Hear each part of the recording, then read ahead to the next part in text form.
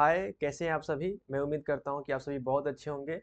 और जैसा कि आप जानते हैं कि हम बात कर रहे हैं नेट के क्वेश्चंस के बारे में। अगर आप एजुकेशन से नेट करना चाहते हैं तो हमने ये सीरीज स्टार्ट किया जिसमें हम पीवाईक्यू के बारे में बात कर रहे हैं। हम पहले ये बता चुके हैं, इसलिए हम ज़्यादा वक्त आपका नहीं लेंगे। हम आगे बात करते हैं क्वेश्चंस को लेकर के। आइए, पिछले वीडियो में हम 1 से लेकर 5 तक क्वेश्चंस को डील कर चुके थे। आज हम 6 नंबर क्वेश्चंस को देखते हैं। ये 6 नंबर क्वेश्चंस क्या कहता है। आपके पास क्वेश्चन है, आप भी देख सकते हैं और आप भी पढ़ सकते हैं। आइए, पहला क्वेश्चन से देखते हैं कि लिस्ट है। लिस्ट 1 मैच करने के लिए है, लिस्ट 1 लिस्ट 2 को मैच करना है। पहला है ए नंबर है कि type of curriculum change, curriculum change के प्रकार। बी है फैक्टर्स अफेक्टिंग करिकुलम चेंज, जो करिकुलम चेंज होते हैं उसमें कौन कौन से फैक्टर्स जो है उसके उस पर असर डालता है। तीसरा है कि क्या क्या अप्रोचेज है। और चौथा है डी नंबर है कि इसकी स्ट्रेटजी क्या है। इसको मैच करना है सिस्टम से, पर्टर्बेशन से, लर्निंग कम्युनिटी से और एस्पायरेशन ऑफ पीपुल से। इस तरह क्वेश्चंस बहुत आसान होते हैं बनाना। अगर आप दो क्वेश्चंस को जानते हैं तो आप इजीली इसको टेकअप कर सकते हैं। पहला अगर आप देखें क्वेश्चंस को तो सबसे पहले इसमें एक बात आती है, वो बात आती है पर्टर्बेशन। पर्टर्बेशन जो है, इससे पहले भी एक एग्जाम एक किसी ईयर में, जो मैं बात करूंगा बाद में, किसी ईयर में यहाँ ये क्वेश्चन आया था पर्टर्बेशन कि पर्टर्बेशन क्या होता है। पर्टर्बेशन जो है वो करिकुल एक टाइप ऑफ करिकुलम चेंज है। मैकनेल 1919 में 1990 में ही 5 तरह के करिकुलम चेंज के बारे में बताया था। उसमें एक करिकुलम चेंज है पर्टर्बेशन। तो ये एक टाइप है, type of curriculum change perturbation. इसलिए ए का 2 नंबर हो जाएगा। और जब ए का 2 नंबर हो जाएगा तो ऑटोमेटिक देखिए ये खत्म हो गया, ये खत्म हो गया, ये खत्म हो गया, आपका आंसर ये हो जाएगा। अगर आप इस तरह क्वेश्चंस को डील करना बहुत इजी होता है। लेकिन अगर आप थोड़ा बहुत जाने, अगर 50% जानते हैं आप क्वेश्चंस को, तो आप 100% मार्क्स ला सकते हैं इस टाइप के क्वेश्चंस को, मैच करने वाले क्वेश्चंस को। अच्छा, तो आइए डिटेल से बात करते हैं क्या है पर्टर्बेशन। पर्टर्बेशन जो है एक टाइप ऑफ करिकुलम है। उसके बाद है फैक्टर्स अफेक्टिंग करिकुलम चेंज। जो करिकुलम चेंज होते हैं उसमें कौन कौन से फैक्टर्स जो है वो असर डालते हैं।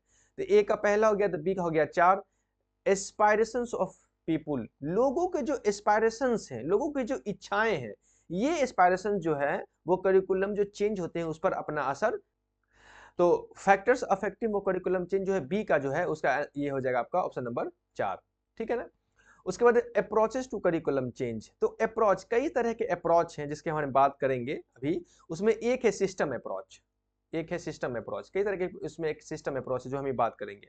तो सी का हो जाएगा पहला, सी का पहला। और उसके बाद डी का हो जाएगा strategy of for curriculum change. Curriculum change जो होते हैं उसके कई सारे स्ट्रेटजी हैं। उसमें एक स्ट्रेटजी का नाम है लर्निंग कम्युनिटीज स्ट्रेटजी, जिसके बारे में हम बात करेंगे। तो इस तरह से आप क्वेश्चंस को डील कर सकते हैं। आइए विथ डिटेल्स इस पर बात करते हैं कि ये क्वेश्चंस में कि क्या क्या हम कर सकते हैं, कौन कौन सी बातें हैं। पहला है एक्सप्लेनेशन में, उसको देखते हैं। तो पहला है type of curriculum change. According to McNeil 1990 1990 में मैकनेल ने 5 तरह के 5 टाइप्स ऑफ करिकुलम चेंज के बारे में बताया था। मैकनेल, अब ये आपके कॉपी में लिखाना चाहिए कि मैकनेल ने 1990 में करिकुलम के 5 टाइप्स ऑफ करिकुलम चेंज के बारे में बताया था। उसमें पहला उसने कहा, उसमें पहला टाइप है substitutions, alteration, perturbation, restructuring and value oriented changes. ये कौन कौन से चेंजेस है। पहला चेंज का नाम है, जो 5 तरह के करिकुलम चेंज है उसमें पहला है सब्स्टिट्यूशन। ये सब्स्टिट्यूशन चेंज क्या होता है, आइए। Replacement of A one by another already existing element. यानी जो एक एलिमेंट, एक टॉपिक जो पहले से ऑलरेडी एग्जिस्ट है हमारे सिलेबस में, हमारे ऑर्गेनाइजेशन में, उसको किसी दूसरे, वन बाय अनदर, किसी दूसरे एलिमेंट से रिप्लेस कर देना, इसे कहते हैं सब्स्टिट्यूशन चेंज। करिकुलम का सब्स्टिट्यूशन चेंज। एक टॉपिक ऑलरेडी हमारे टॉपिक में है, हमारे सिलेबस में है, उसको replacement of one by another, किसी दूसरे के जरिए उसको रिप्लेस कर देते हैं। इस तरह के चेंजेस को कहते हैं सब्स्टिट्यूशनल चेंज। ठीक है ना। वन बाय अनदर, एक को दूसरे के साथ चेंज कर देते हैं, रिप्लेस कर देते हैं, जो ऑलरेडी हमारे सिलेबस में है, इसे कहते हैं सब्स्टिट्यूशनल चेंजेज करिकुलम का। नेक्स्ट है alteration, minor changes is introduced in existing material with the hope that it will be accepted. कुछ माइनर चेंजेज जो हम करते हैं, कुछ छोटे मोटे जो बदलाव हम करते हैं अपने एग्जिस्टिंग मटेरियल में, जो हमारे पास ऑलरेडी मटेरियल अवेलेबल है, करिकुलम जो हमारे पास ऑलरेडी है, उसमें हम कुछ माइनर चेंजेस करते हैं और इस लिए करते हैं, इस उम्मीद से करते हैं, hope that it will be accepted, कि ये एक्सेप्ट कर लिया जाएगा। जैसे मिसाल तौर पर, एग्जांपल तौर पर, modification of activities in the text, आपकी जो टेक्स्ट बुक में, उस टेक्स्ट बुक में कुछ एक्टिविटी जो है, उस एक्टिविटी को चेंज कर दिए, मॉडिफाई कर दिए। तो इस तरह के जो माइनर चेंज है उसे कहते हैं अल्टरेशन चेंज। और थर्ड चेंज है जो पर्टर्बेशन चेंज है, जो आपके क्वेश्चन में आया है, वो चेंज जो है वो irritating changes are disruptive but teachers can adjust to them in a short time. कुछ इरिटेटिंग चेंजेज, ऐसी चेंजेज जो इरिटेट करे, जो परेशान करे, जो डिसरप्ट करे, लेकिन टीचर जो है इस चेंजेस को एक्सेप्ट कर लेते हैं कुछ वक्तों के लिए। अच्छा, ये कौन चेंजेस हो सकते हैं? एग्जांपल के तौर पर, changes in length of time teaching, यानी कि पढ़ाने का जो टीचिंग है, जो वक्त है, उस वक्त को बदल देना। जैसे कि मान लिया जाए 45 मिनट का पढ़ाने का टाइम है तो उसको 50 मिनट कर देना। तो ये इरिटेटिंग चेंज है, लेकिन शिक्षक, टीचर कुछ वक्तों के लिए इस चेंज को एक्सेप्ट कर लेता है। इस तरह के चेंज जो है वो पर्टर्बेशन चेंजेस कहलाते हैं अकॉर्डिंग टू मैकनेल। अब है restructuring changes, restructuring changes. These changes lead to modification of the system, यानी पूरे सिस्टम को हम मॉडिफाई कर देते हैं, पूरी करिकुलम, पूरे बुक को, पूरे सिलेबस को हम मॉडिफाई कर देते हैं। इस तरह के चेंजेस जो है वो रिस्ट्रक्चरिंग चेंजेस कहलाता है। These changes lead to modification in the system, पूरे सिस्टम में हम मॉडिफाई कर देते हैं, बदलाव कर देते हैं। एग्जाम्पल के तौर पर डिसेंट्रलाइजेशन ऑफ टीचिंग, यानी टीचिंग सिस्टम जो है उसको डिसेंट्रलाइज कर देना, छोटे छोटे हिस्सों में तोड़ करके डिसेंट्रलाइज कर देना ताकि अच्छे से टीचिंग व्यवस्था हो सके। तो इस तरह के चेंजेस जो है वो डिस्ट्रक्चरिंग चेंज कहलाता है। स्ट्रक्चर में हम चेंज कर रहे हैं, स्ट्रक्चर में इसलिए इसको कहा गया रीस्ट्रक्चरिंग, यानी स्ट्रक्चर में हम चेंज कर रहे हैं। अच्छा, अब वैल्यू ओरिएंटेड चेंजेस, ये क्या है? Value oriented changes, these are shift in fundamental value orientation of participation. Example, recruitment of such teachers who place more values to personal growth of the students than academic growth. यानी हम चाहते हैं कि हमारे जो एजुकेशन सिस्टम है, हमारे जो स्कूल हैं, जो कॉलेज है, जो यूनिवर्सिटी है, उसमें वैल्यू को प्रमोट मिले, वैल्यू, इंसान के अंदर वैल्यू पैदा हो। तो हम ऐसे टीचर को रिक्रूटमेंट करेंगे जो टीचर जो है वो ज्यादा बच्चे के अंदर वैल्यू ग्रोथ कर सके, वैल्यू डेवलप कर सके बनिस्बत की एकेडमिक ग्रोथ से। यानी वो टीचर का काम एकेडमिक ग्रोथ डेवलप करने का नहीं है, वो टीचर का काम personal growth, value to personal growth जो है डेवलप करने का काम है। तो इस तरह के जो चेंजेस करते हैं, जो हम शिक्षक को लाते हैं अपने करिकुलम में, रिक्रूटमेंट करते हैं ताकि बच्चे की वैल्यू बेहतर हो सके, तो इस तरह के चेंजेस जो हैं जो उसे कहते हैं वैल्यू ओरिएंटेड चेंजेस। ये 5 तरह के चेंजेस थे जिसको मैकनेल ने 1990 में इंट्रोड्यूस किया, 5 टाइप्स ऑफ करिकुलम चेंज, जिसमें एक क्वेश्चन आपका था यहाँ जो आया था वो था पर्टर्बेशन चेंज। पर्टर्बेशन चेंज मतलब इरिटेटिंग चेंज, लेकिन कुछ वक्तों के लिए, ठीक है ना। जैसे कि टाइम टेबल बदल देना, जैसे कि क्लास का, स्कूल का टाइम बदल देना। जैसे कि अभी आप सुनते होंगे कि बिहार में या कहीं अलग अलग जगह पर स्कूल का टाइम जो है वो 2 घंटा 1 घंटा आगे पीछे कर दिया गया है। तो इस तरह के चेंजेस है, लेकिन वो शॉर्ट ऑफ टाइम के लिए होता है। तो ये टाइप ऑफ चेंजेस है। आगे जो क्वेश्चन था, factor affecting curriculum change, curriculum change में कौन कौन से फैक्टर जो है वो अपना असर डालता है। तो उसमें जो इंपॉर्टेंट है वो एस्पायरेशंस ऑफ पीपुल्स, लोग के जो एस्पायरेशंस है, जो इंसान की जो एस्पायरेशंस है वो असर डाल सकता है, प्लस इकोनॉमिक जो है वो असर डाल सकता है, सोसाइटल वो असर डाल सकता है, टेक्नोलॉजिकल जो है वो असर डाल सकता है, पॉलिटिकल वो असर डाल सकता है, एजुकेशनल वो असर डाल सकता है, इन्वायरमेंटल। ये सब चीज जो है वो फैक्टर्स हैं जो करिकुलम चेंजेस में अपना असर डालता है। उसके बाद अप्रोच, कई तरह के अप्रोच है, अप्रोच टू करिकुलम चेंज। कई तरह के अप्रोच है, जैसे कि सिस्टम अप्रोच, उसमें से एक महत्वपूर्ण अप्रोच है सिस्टम अप्रोच, जिसके बारे में बात की गई है। सिस्टम अप्रोच, सिस्टम अप्रोच क्या है कि consider the curriculum as an integrated system. System approach में करिकुलम चेंज करने का जो सिस्टमेटिक अप्रोच है, उसमें हम बात करते हैं कि करिकुलम जो है वो एक इंटीग्रेटेड सिस्टम है, सभी चीज इसमें शामिल है। उसमें एक और अप्रोच है इंक्रीमेंटल अप्रोच, करिकुलम चेंज करने का इंक्रीमेंटल अप्रोच। ये क्या है, हम जब करिकुलम में ग्रेजुअल चेंज करते हैं, यानी स्टेप बाय स्टेप चेंज करते हैं, धीरे धीरे चेंज करते हैं, तो इसको कहते हैं इंक्रीमेंटल चेंज अप्रोच। फिर है ट्रांसफॉर्मेशनल अप्रोच। ये ट्रांसफॉर्मेशनल अप्रोच क्या है कि जब हम पूरी की पूरी पैराडाइम शिफ्टिंग चेंज, यानी पूरी की पूरी सिस्टम को चेंज कर देते हैं, करिकुलम के पूरे सिस्टम को हम चेंज कर देते हैं, उसे कहते हैं ट्रांसफॉर्मेशनल चेंज अप्रोच, यानी पूरा ट्रांसफॉर्म कर देते हैं।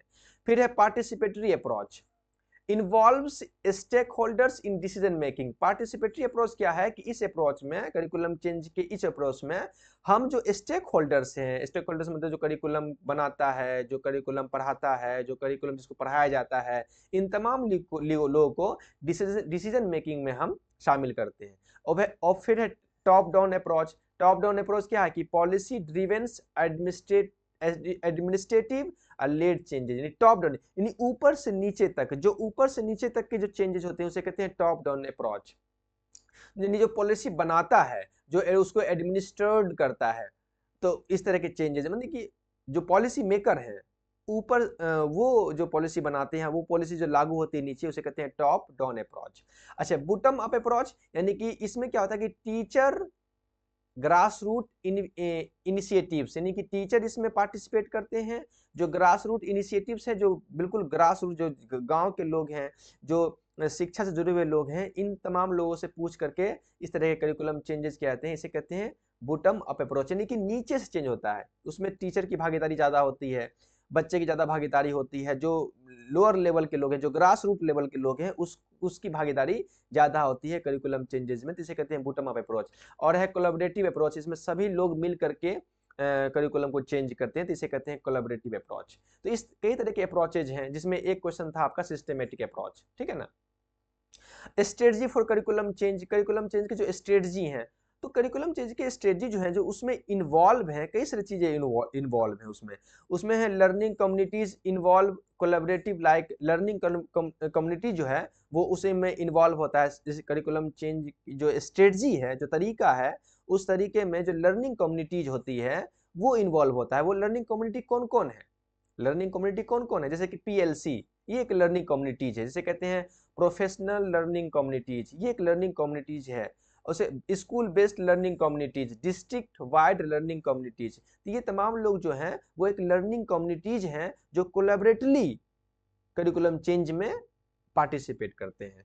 तो ये है स्ट्रेटजी ऑफ करिकुलम चेंज। तो इस तरह से अगर आप देखेंगे तो टाइप ऑफ करिकुलम चेंज में आ गया आपको perturbation, factors affecting curriculum change में आ गया आपको ये एस्पायरेशंस ऑफ पीपुल, और अप्रोचेस टू करिकुलम चेंज में आ गया आपको सिस्टम अप्रोच ये, और स्ट्रेटजी फॉर करिकुलम चेंज में आ गया आपको थर्ड नंबर लर्निंग कम्युनिटीज। इसलिए आपका आंसर हो गया ये, ए का दूसरा, बी का 4, सी का पहला और डी का तीसरा। क्लियर। तो इस तरह से चीजों को समझना पड़ता है। तो अब देखिएगा, अगर आपको लगे कि स्लो है तो थोड़ा फास्ट कर दीजिएगा, लेकिन मैं इसी तरह से हम लोग काम करेंगे। आगे बढ़ते हैं। अब यहाँ भी मैच है कि कंटेक्चुअल कॉम्पिटेंसी, कॉम्पिटेंसी मतलब योग्यता, है ना, कंटेक्चुअल कॉम्पिटेंसी। कंटेक्चुअल कॉम्पिटेंसी एक तरफ है, list one, contextual competency, conceptual competency, evaluation competency and transactional competency, है ना। Contextual competency, conceptual competency, evaluation competency और ट्रांजैक्शनल कॉम्पिटेंसी।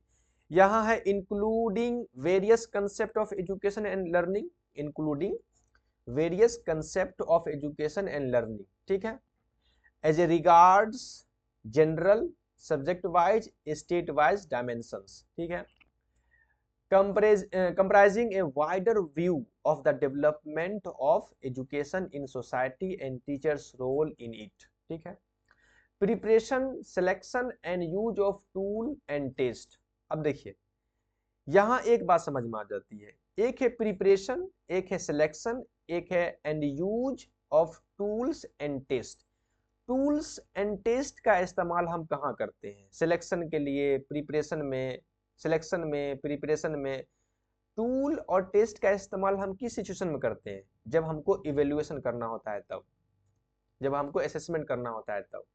तो इसीलिए सी का आंसर हो जाएगा आपका 4 नंबर। सी का 4 नंबर हो जाएगा। अब देखिए सी का 4 कौन है? सी का 4 ये है। अब आपको ये खत्म हो गया, ये खत्म हो गया, ये खत्म हो गया, इसलिए आपका आंसर ये हो गया। तो इस तरह से आप बिल्कुल आसान से क्वेश्चंस को डील कर सकते हैं, ठीक है ना। तो आइए हम थोड़ा सा और अच्छे से ये हो गया क्वेश्चन नंबर बी, हो गया इसका आंसर। अब ए है, ए का 3, कंटेक्चुअल कॉम्पिटेंसी। कंटेक्चुअल कॉम्पिटेंसी है कि comprising a wider view of the development of education. इसमें जो है एजुकेशन का एक बहुत बड़ा दृश्य है, मतलब वाइडर व्यू है डेवलपमेंट ऑफ एजुकेशन का इन सोसाइटी में, और इसमें टीचर्स का रोल जो है वो बहुत महत्वपूर्ण है कंटेक्चुअल कॉम्पिटेंसी में।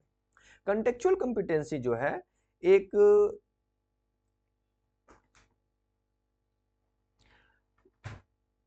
कंटेक्चुअल कॉम्पिटेंसी जो है उसमें जो है comprising a wider view of the development of education. इसमें जो है एजुकेशन के डेवलपमेंट का एक बहुत वाइडर व्यू है, मतलब बहुत बड़ा क्षेत्र है इन सोसाइटी में, जो इस समाज में जो एजुकेशन का जो डेवलपमेंट होता है उसमें कंटेक्चुअल कॉम्पिटेंसी जो है एक वाइडर रोल अदा करता है, और उसमें साथ साथ टीचर का भी एक अहम भूमिका होता है। कंसेप्चुअल कॉम्पिटेंसी, तो कंसेप्चुअल कॉम्पिटेंसी जो है इसमें include various concepts of education and learning. Contextual competency में, कंसेप्चुअल कॉम्पिटेंसी में बी का पहला, इसमें various concept of education and learning, education का और लर्निंग का बहुत अलग अलग कंसेप्ट जो है इसमें शामिल है कंसेप्चुअल कॉम्पिटेंसी में। हम आगे बात करेंगे इस पर। तो इसका हो गया आपको 3, इसका हो गया आपको फर्स्ट, ठीक है ना। और इवैल्यूएशन कॉम्पिटेंसी इसका हो गया 4 नंबर, ये तो आप समझ गए। और ट्रांजैक्शनल कॉम्पिटेंसीज, ट्रांजैक्शनल कॉम्पिटेंसीज जो है इसमें as regards a general subject wise state wise dimensions. जो ट्रांजैक्शनल कॉम्पिटेंसी जो है इसमें स्टेट वाइज, सब्जेक्ट वाइज और जनरल रिगार्ड जनरल वाइज जो है डायमेंशन शामिल होते हैं ट्रांजैक्शनल कॉम्पिटेंसी। आइए और अच्छे से देखते हैं एक्सप्लेनेशन के जरिए कि इसको कैसे हम समझ सकते हैं। Contextual competencies. Contextual competencies considers societal influence. Contextual competencies में समाज का इन्फ्लुएंस होता है। Understanding education societal context and teacher roles. प्रासंगिक योग्यता सामाजिक प्रभावों, शिक्षा के सामाजिक संदर्भ को समझने शिक्षक की भूमिका पर विचार करती है। यानी कि जो कंटेक्चुअल कॉम्पिटेंसी है वो सामाजिक प्रभाव, जो सोसाइटल इन्फ्लुएंस है, उसको शिक्षा के सामाजिक संदर्भ को समझना और साथ ही साथ इसमें शिक्षक की अहम भूमिका पर जोर देता है। यह है कंटेक्चुअल कॉम्पिटेंसी। कंसेप्चुअल कॉम्पिटेंसी है, conceptual competency, conceptual encompasses educational theories.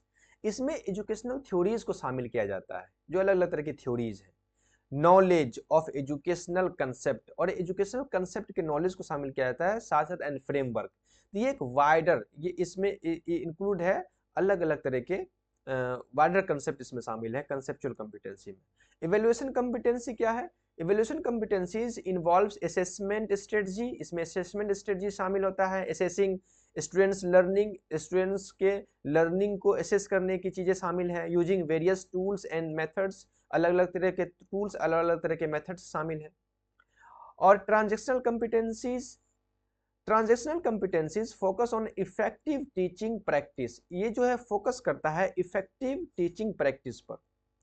Considering diverse dimensions, अलग अलग तरह के डायमेंशन पर, अलग अलग तरह के डायमेंशंस पे को कंसीडर करता है, इफेक्टिव टीचिंग प्रैक्टिस पर जोर देता है।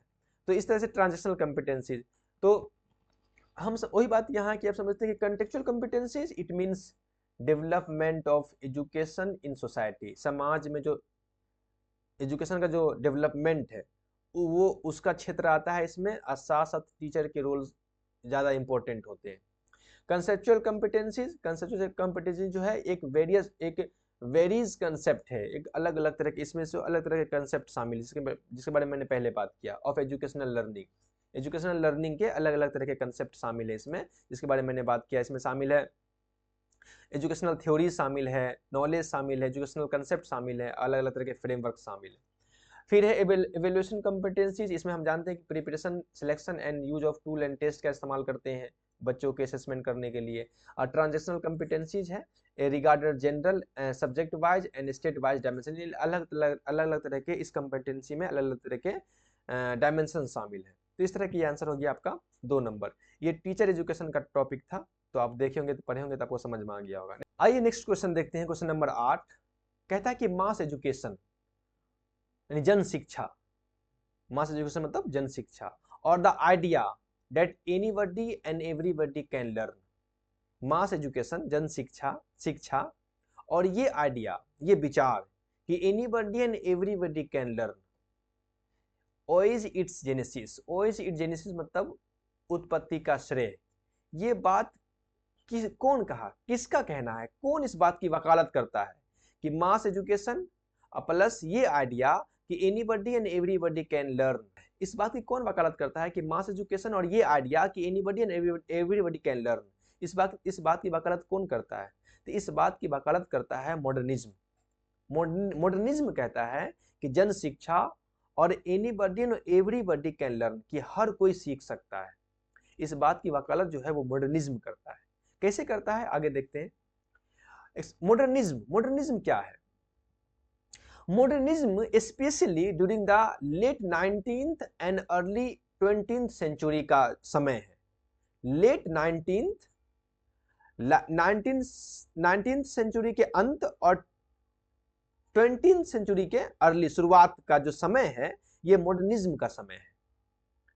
एम्फेसाइज्ड, इसने जोर दिया progress, reason and the power of education to improve society. और इसने इस वक्त में मॉडर्निज्म जो है इस बात पर जोर दिया कि reason and the power of education to improve society, और समाज को इंप्रूव करने के लिए शिक्षा का इस्तेमाल करना चाहिए, पावर का इस्तेमाल करना चाहिए। And the power of education, education की वो पावर है, वो शक्ति है जिससे हम समाज को इंप्रूव कर सकते हैं। दिस एरा, ये जो समय है 19th century and 20th century का जो समय है, सो ये बताता है the rise of public education system. इसमें पब्लिक एजुकेशन सिस्टम जो है बहुत राइज किया। यूनिवर्सल एक्सेस, और उसका यूनिवर्सल एक्सेस हुआ टू स्कूलिंग का, स्कूलिंग जो है आप देख रहे हैं उसका यूनिवर्सल एक्सेस हो सका। एंड द बिलीव डेट, और इस वक्त पे ये यकीन किया गया, विश्वास किया गया कि education was the right for the citizen, और इस बात को यकीन दिलाया गया कि एजुकेशन जो है वो हर नागरिक का अधिकार है, रेदर देन प्रिविलेज और सिलेक्टेड फ्यू। ये नहीं कि जो प्रिविलेज हैं, जो पैसे वाले हैं,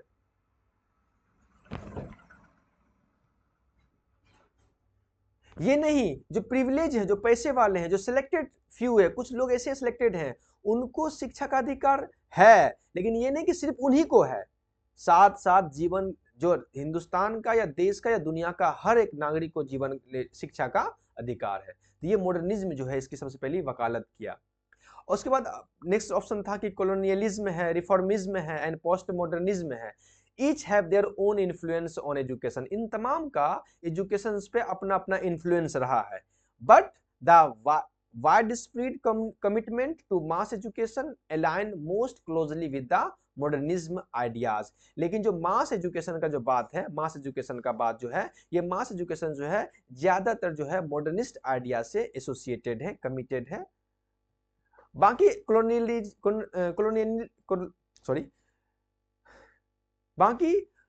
कॉलोनियलिज्म कह सकते हैं, रिफॉर्मिज्म कह सकते हैं, पोस्ट मॉडर्निज्म कह सकते हैं, इन सब का भी एजुकेशन पर अपना अपना इन्फ्लुएंस रहा है, लेकिन अलग अलग तरीके से, जो आप अगर जानना चाहते हैं तो आप पढ़ सकते हैं। नेक्स्ट क्वेश्चन देखते हैं। तो इसका हो गया मॉडर्निज्म, हो गया आंसर, ठीक है ना। नेक्स्ट क्वेश्चन है क्वेश्चन नंबर 9, कहता है कि organise sequential the component of an effective curriculum development process.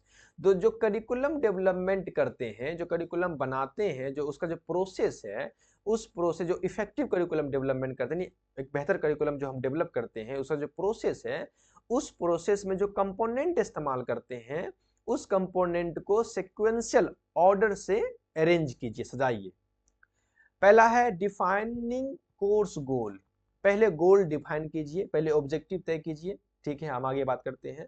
Developing assessment items to measure students progress, यानी कि असेसमेंट आइटम्स जो है डेवलप करना है, यानी क्वेश्चंस इसे कह सकते हैं, आइटम मतलब क्वेश्चन, क्वेश्चन डेवलप करना है ताकि हम स्टूडेंट को मेजर कर सके, ठीक है।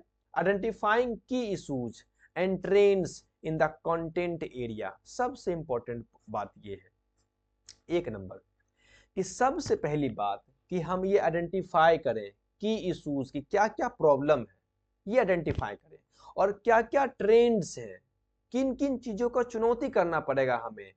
कंटेंट एरिया, जो हम कंटेंट एरिया मतलब क्या, जो हम करिकुलम डेवलप कर रहे हैं, कंटेंट एरिया मतलब क्या, करिकुलम जो डेवलप कर रहे हैं, तो उस करिकुलम डेवलप करने में क्या क्या ट्रेंड है, क्या क्या चीज है, नई नई चीजें क्या है, किन चीजों का सामना करना पड़ेगा, इसको सबसे पहले हमको आइडेंटिफाई करना पड़ेगा। इसलिए सी जो है वो पहले हो जाएगा, सी।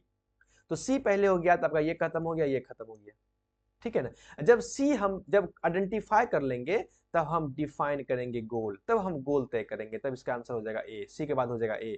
तो सी के बाद ए कौन है, तो ये नहीं है, तो ये हो जाएगा आपका आंसर, करेक्ट। अगर आप इस तरह से देखेंगे तो तुरंत क्वेश्चन बन जाता है, कोई बड़ी बात नहीं है, लेकिन आपके दिमाग में ये बात रखना पड़ता है कि हम पहले आइडेंटिफाई करेंगे चीजों को, प्लानिंग करेंगे, और तब उसको हम तब गोल सेट करेंगे, ये दो चीजें। जब ये कर लिए तब हम करेंगे आइडेंटिफाइंग रिसोर्स मटेरियल्स, कि हम कौन कौन से रिसोर्स मटेरियल का इस्तेमाल करेंगे, तब उसको आइडेंटिफाई करेंगे। तब हम असेसमेंट आइटम्स, तब हम क्वेश्चंस बनाएंगे आइटम्स, और जब ये हम बना लेंगे तब हम determining the success of the program, तब हम ये देखेंगे कि जो हमने काम किया क्या वो प्रोग्राम सक्सेस हुआ या नहीं सक्सेस हुआ, ठीक है ना। इसलिए सी होगा, ए होगा, तब ई होगा, तब फिर बी होगा, उसके बाद डी होगा। तो सी मतलब आइडेंटिफाई करना, ए मतलब गोल सेट करना, ई मतलब हो गया कि जो मटेरियल है उस मटेरियल को हम इकट्ठा करेंगे, तब यहाँ क्वेश्चंस बनाएंगे, तब इसको हम इवेलुएट करेंगे, है ना। आइए और अच्छे समझ लेते हैं। जो हम करिकुलम बनाते हैं, करिकुलम डेवलपमेंट करते हैं, तो उसका जो प्रोसेस है वो प्रोसेस है, पहला हम नीड एनालिसिस करते हैं या प्लानिंग करते हैं। Need analysis and planning. Need analysis मतलब कि क्या करिकुलम बनाना जरूरी है भी कि नहीं, जो चीज हम काम कर रहे हैं क्या वो जरूरी है भी कि नहीं, तब उसी में प्लानिंग हो जाता है। प्लानिंग प्लानिंग करना या नीड एनालिसिस करना, एनालिसिस करते हैं और प्लानिंग करते हैं, ये पहला स्टेप है। कहीं कहीं आपको दे देगा नीड एनालिसिस दे देगा, कहीं कहीं आपको प्लानिंग भी दे देगा। इसमें हम क्या करते हैं, इसमें आइडेंटिफाई करते हैं की इशूज एंड ट्रेंड्स, आइडेंटिफाई करते हैं की इशूज क्या है और ट्रेंड्स क्या है, क्या बदलाव है, क्या चेंजेस हो रहे हैं। एनालाइज करते हैं societal, economic and educational needs, समाज का क्या नीड्स है, इकोनॉमी का क्या नीड्स है और एजुकेशनल क्या नीड्स है, इस तमाम नीड्स को एनालाइज करते हैं और प्लानिंग बनाते हैं, ट्रेंड्स को देखते हैं। नेक्स्ट में हम गोल सेट करते हैं, गोल सेटिंग, डिफाइनिंग सोर्स गोल, कि हमारा गोल क्या होगा, इसको डिफाइन करते हैं। एस्टेब्लिश क्लियर मेजरेबल ऑब्जेक्टिव्स, एकदम साफ क्लियर और मेजरेबल ऑब्जेक्टिव्स हम गोल सेटिंग में करते हैं, ठीक है ना। उसके बाद करिकुलम डिजाइन, फिर करिकुलम डिजाइन करते हैं। यहाँ क्या करते हैं कि आइडेंटिफाइंग रिसोर्स मटेरियल, कि जो रिसोर्स मटेरियल जो हम इस्तेमाल करेंगे उसको आइडेंटिफाई करेंगे। सिलेक्ट रिलीवेंट टेक्स्ट बुक, कौन कौन टेक्स्ट बुक का इस्तेमाल करेंगे वो सिलेक्ट करेंगे, कौन कौन से टेक्नोलॉजी का इस्तेमाल करेंगे, एंड मटेरियल्स, कौन कौन से मटेरियल का इस्तेमाल करेंगे, ये आता है करिकुलम डिजाइन में, हम डिजाइन कर रहे हैं। फिर आता है असेसमेंट एंड इवेल्युएशन। अब हम यहाँ डेवलप करेंगे assessment items, assessment items develop करेंगे, यानी कि हम यहाँ क्वेश्चंस बनाएंगे, है ना, इसे कहते हैं असेसमेंट आइटम, आइटम कहते हैं क्वेश्चंस को। एंड क्रिएट टूल्स, और यहीं हम टूल बनाएंगे, कौन कौन से टूल होंगे, to measure students progress, student के प्रोग्रेस को मेजर करने के लिए। और जब ये सब हो जाएगा तब उसको हम करेंगे इम्प्लीमेंटेशन एंड इवेल्युएशन, इम्प्लीमेंट करेंगे और उसको इवेल्युएट करेंगे, यानी डिटरमाइन करेंगे प्रोग्राम सक्सेस, कि प्रोग्राम जो हम जो बनाए हैं करिकुलम वो सक्सेस हुआ कि नहीं हुआ, एंड उसको इवेल्युएट करेंगे इफेक्टिवनेस, उसकी इफेक्टिवनेस को इवेल्युएट करेंगे, एंड आइडेंटिफाई करेंगे एरियाज फॉर द इम्प्रूवमेंट, और फिर उस एरिया को आइडेंटिफाई करेंगे जिसमें हमको इम्प्रूव करने की जरूरत है। और ये एक सर्किल प्रोसेस है और इस तरह से करिकुलम को तैयार किया जाता है, इस तरह से करिकुलम का प्रोसेस है तैयार करने का, ठीक है ना। तो आई होप आप बात को समझ गए होंगे। नेक्स्ट क्वेश्चन देखते हैं, तो इसका आंसर हो जाएगा CAEBD, है ना। पहले हो जाएगा आपका C, ट्रेंड्स को देखना, और उसके बाद गोल सेटिंग करना, है ना। उसके बाद ये हो जाएगा, उसके बाद ये हो जाएगा, उसके बाद हो जाएगा E, मटेरियल तैयार करना। फिर हो जाएगा आपका B, असेसमेंट्स टूल क्वेश्चंस बनाना। तब हो जाएगा लास्ट में प्रोग्राम सक्सेस हुआ कि नहीं हुआ उसको हम आइडेंटिफाई करते हैं। तो इसलिए इसका आंसर हो जाएगा, समझ गए होंगे आई होप। आइए नेक्स्ट क्वेश्चन देख लेते हैं, क्वेश्चन नंबर 10। क्वेश्चन नंबर 10 में यहाँ भी लिस्ट है, लिस्ट 1 और लिस्ट 2। लिस्ट 1 में है कि A external criticism, B the time series design, and C the internal criticism, and D the static group comparison design. List 2 में है pre experimental design, two quasi experimental design, and 3 accuracy और worth of the source, and 4 authenticity और genuineness of data. ठीक है ना। तो ये question है, तो अगर आप हिस्टोरिकल रिसर्च पढ़े होंगे तो ये क्वेश्चंस को आप आराम से डील कर सकते हैं, क्योंकि हिस्टोरिकल रिसर्च में हमने पढ़ा था एक्सटर्नल क्रिटिसिज्म और इंटरनल क्रिटिसिज्म। ठीक है ना। जो हम डेटा लेते हैं, जो डेटा हम कलेक्ट करते हैं, तो उस डेटा का हम एक्सटर्नल क्रिटिसिज्म करते हैं और इंटरनल क्रिटिसिज्म करते हैं। एक्सटर्नल क्रिटिसिज्म में क्या हुआ कि जो डेटा है उस डेटा की ऑथेंटिसिटी और उसका जेन्युइननेस पता करने की कोशिश करते हैं कि डेटा की जो ऑथेंटिसिटी या जेन्युइननेस डेटा का कैसा है, ऑफ डेटा की ऑथेंटिसिटी और डेटा का जेन्युइननेस एक्सटर्नल क्रिटिसिज्म में किया जाता है। ये बात आपको रिसर्च अगर पढ़े होंगे तो आपको अच्छे से मालूम होगा। तो इसलिए इसका ये हो जाएगा, तो ए का हो जाएगा 4 नंबर, तो एक का 4 नंबर हो गया, तो आपका ये खत्म हो गया, ये खत्म हो गया, आंसर ये होगा, या आंसर ये होगा पहला नंबर। और साथ साथ इंटरनल क्रिटिसिज्म में हम डेटा के एक्यूरेसी और उसके वर्थ के बारे में पता करते हैं, एक्यूरेसी और उसके वर्थ के बारे में। आपने पढ़ा होगा, आपने रिसर्च पढ़ा होगा, तब अच्छे से मालूम होगा इस बात को कि इंटरनल क्रिटिसिज्म में एक्यूरेसी और वर्थ के बारे में पता करते हैं। इसलिए इसका आंसर हो जाएगा 3 नंबर। तो सी का 3 अभी भी टिल नाउ अभी भी कंफ्यूजन का मामला है। अच्छा, the time series design and the state group comparison design. तो टाइम सीरीज डिजाइन जो है, ये टाइम सीरीज डिजाइन जो है वो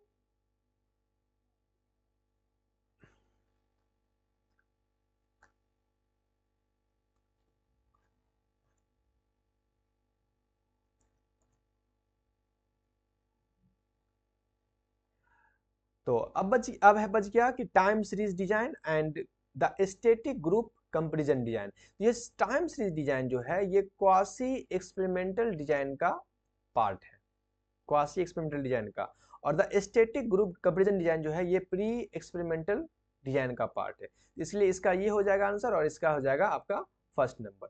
तो बी का हो जाएगा दूसरा, बी का सेकेंड, और डी का हो जाएगा फर्स्ट, डी का फर्स्ट। इसलिए आंसर आपका ये हो जाएगा। आइए नहीं समझेंगे तो और अच्छे समझ लेते हैं आगे नेक्स्ट क्वेश्चन में। The internal criticism and external criticism are two approaches used to analyze and evaluate literary text in historical research.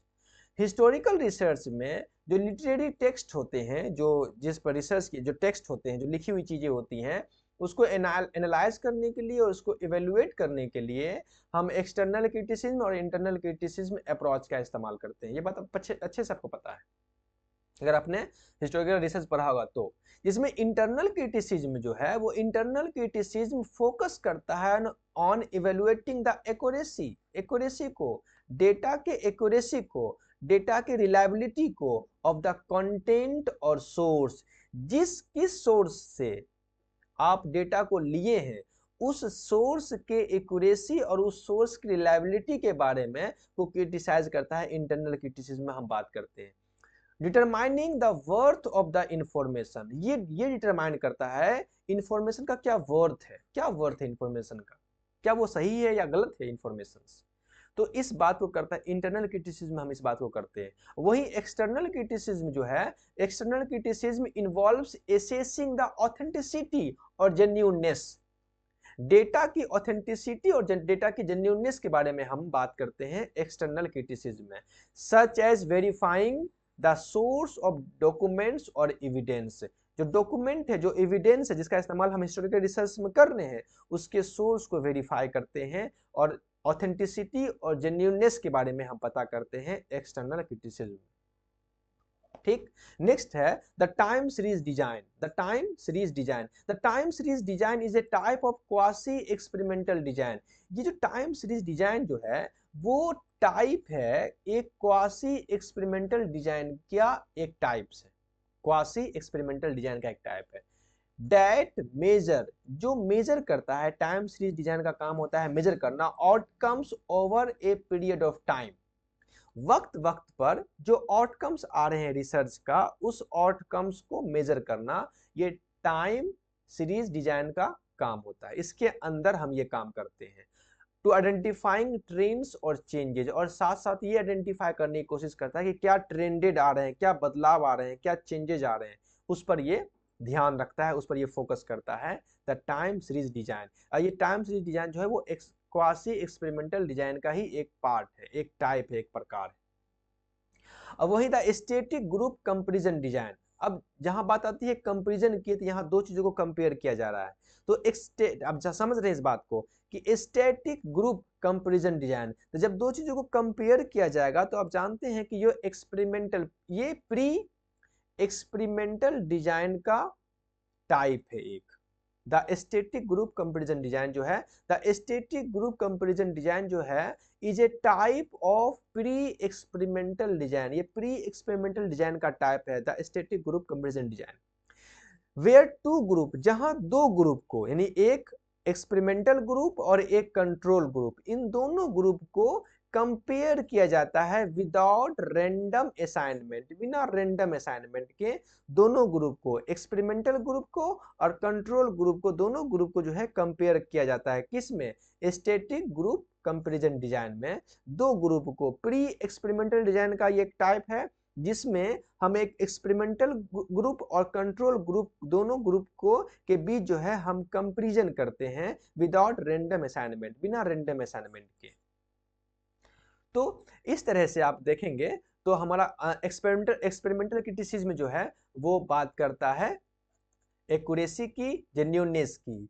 वही बात करता है टाइम सीरीज डिजाइन जो है वो है क्वासी एक्सपेरिमेंटल डिजाइन का एक टाइप, जिसमें हम आउटकम को मेजर करते हैं और ट्रेंड चेंजेज या ट्रेंडेड होने, जो ट्रेंडेड आ रहे हैं, जो बदलाव हो रहे हैं, उसको हम आइडेंटिफाई करते हैं।